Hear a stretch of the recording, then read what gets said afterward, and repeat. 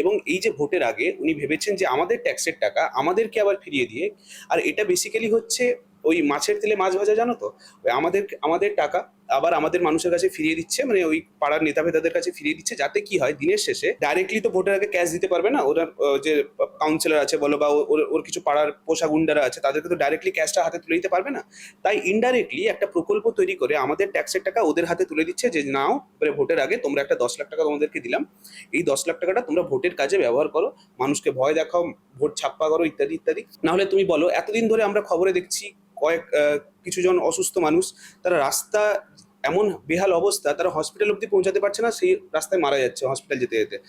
বৃদ্ধ মাকে নিয়ে কাঁধে তুলে হসপিটাল যেতে হচ্ছে, মা মারা যাচ্ছে, তারপরে পোড়াতে অব্দি ওরা যেতে পারছে না, রাস্তার এমন বেহাল অবস্থা। এতদিন ধরে মমতা বন্দ্যোপাধ্যায় সেগুলো দেখতেন নিশ্চয়ই, আমার বিশ্বাস উনি দেখতেন, উনি খবর চ্যানেল দেখেন, উনি শুনেছি উনি অনেক সময় বলেছেন উনি রাত্রেবেলা বাড়ি ফিরে নাকি রাত 2টো অব্দি খবরের চ্যানেল দেখেন, নিশ্চয়ই এগুলো ওনার চোখে পড়েছিল।